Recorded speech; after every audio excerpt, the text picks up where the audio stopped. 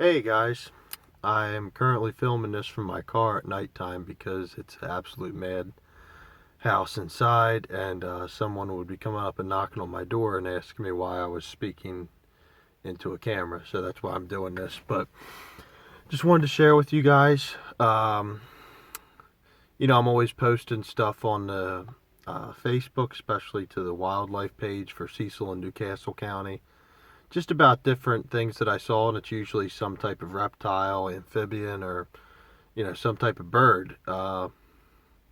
Today was a really good day for herping. Now, I know a lot of you probably don't know what that means, so I'll explain it. You're probably thinking that I'm out cruising for people that have a sexually transmitted infection, and that's not what I was doing. I don't know why I do that, but who knows? No, herpetology is the zoological term for the study of amphibians and reptiles, similar to how ornithology is the study for birds. But it's funny, when you're in the field studying ornithology, they call that birding. But when you're in the field studying herpetology, they call that herping. It should be called repin or fibbing, maybe. But I might just start calling it that, to be honest, just so people don't think I'm out doing weird stuff when I say I'm out herping. But it was a great day. I started out at this place right up the street from my house, and it's kind of like a rocky type of trail, and there's a stream that passes through, and only found one thing over there, and I found a snake skin. But it was still a really nice spot to walk through, and I might head back up there, because if you find... I flipped one board, and there was mice under there, and they looked at me like, dude, what are you doing? Or, like, just kind of like that stare, like, is he going to kill us, eat us? What's the deal? So, if there's mice there, that means there's probably snakes there, you know. Stopped a few other places, then I was getting around lunchtime, so I think I stopped at Taco Bell, and I could have lied to you right there and told you that I stopped at Salad Works. I really could have, but I believe in transparency and honesty. So, but then again, I probably could have told you that, and what are you going to do, ask me for a receipt for proof? No, I stopped at Taco Bell, got some fuel, and then met up with my girlfriend Bree at Glasgow Park, and we found some cool stuff, and then... Oh, no, I lied. Before Glasgow Park, I met up at Curtis Mill Park in Newark, Delaware, and then from there, I went to Glasgow Park, met up with Bree, and then we went over to Lums Pond State Park, and that was pretty cool. So I'm going to try to put it in a collection of this video, just the different things that I found today, and I hope you guys enjoy it. And if you didn't, then you got to listen to me ramble. But that's all I got for now. Like I said, hope you guys enjoy this, and comment, let me know what you think of it. Maybe I'll make this a regular thing. Maybe I'll shave next time so I don't look like a damn werewolf. Who knows? Anything could happen. And I apologize for the wife beater. I'm not trying to look like Ultra Guinea here or anything like that. It was literally, I took a shower today, and that's what I got going on. So, here we go. Good night. My first snake of the day. This little, very tiny northern ringneck. He's just sunning under this rock right here, right near this creek. Hey, little buddy. These guys are cool.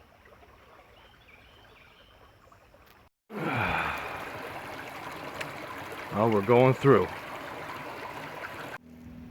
Okay, so I'm walking along the waterway trail at Curtis Mill Park in Newark, and I hear something rumbling in the bushes, and I found a few snake skins, and was getting excited, but I looked down and I'm actually even more excited at this fine eastern box turtle. These guys are awesome. You can see he's cooped up inside his shell because he thinks I'm gonna maybe try to eat him. You can kind of see his little head in there. Cool thing about these guys is they are not a tortoise species. They're actually closely related to a lot of our semi-aquatic turtles in the area, like the eastern painted turtle and the red-bellied river cooter. These guys are awesome for several reasons. One, they take care of a lot of our forest beds. They eat a lot of dead vegetation. They eat a lot of insects. And every now and then they'll stop by your garden to see what you have. One thing is, and you've probably seen it posted on Facebook a lot lately, when these guys are crossing the road or when you find them anywhere, it is okay to pick them up, just be careful. But make sure you place them down exactly where you found them and in the direction they were facing. Now, this guy was walking this way over towards the canal, and I'm just going to let him go that way. You know, because there's really not much else you should be doing in that scenario. They only wander about a mile in their whole lifetime. They are very slow moving. That's why a lot of people do think they're tortoises. But if you move them away, they're just going to keep wandering aimlessly for their territory, and they may have a home that they need to get back to. So definitely view them in the wild. You know, help them cross the street if you see them, but make sure you put them in that direction that they were going. Yeah, another close-up of this beauty. I just love their patterns, and I always think it's good luck when you find one of these guys. Okay, so I just flipped this board. I flipped it earlier and there was a very tiny water snake, and he went down into that grate right there. So on my way back, I'm hiking in the woods. Can't see him, he crawled down under that grate, so I can't get him, but it's actually a decent sized common water snake.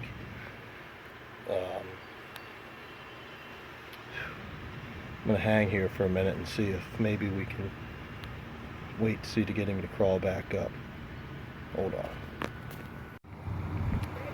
Alright, me and Bree are at Glasgow Park along the concrete pond here, and we just found this little guy sunning on this branch right here, and we just grabbed him just to take a few pictures. Now this is a baby red-eared slider. These guys actually aren't native to this area. I guess you could technically call them an invasive species, but there's a breeding population now. So, you know, it's not uncommon to see these guys, but most of them, what they were is, they're more common down in Florida and in the southern Mississippi Delta area. But they've been released up here, and they compete with painted turtles and red belly cooters. So, yeah, but they're still a really cool turtle to catch. They're one of my favorites. Spend most of their time in the water. And what we're going to do is put this little guy back, and hopefully a bird doesn't get him.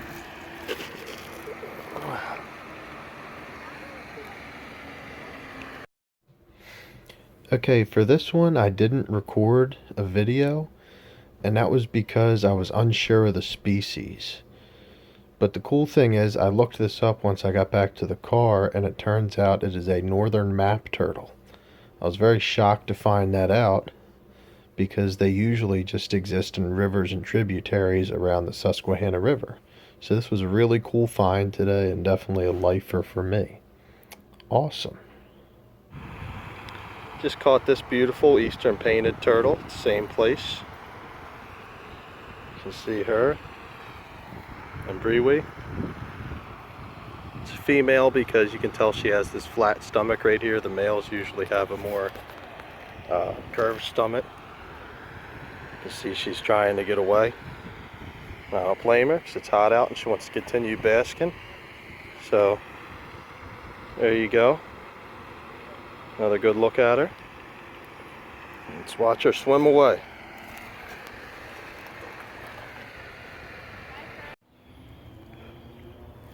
All day hiking, finally found this beauty.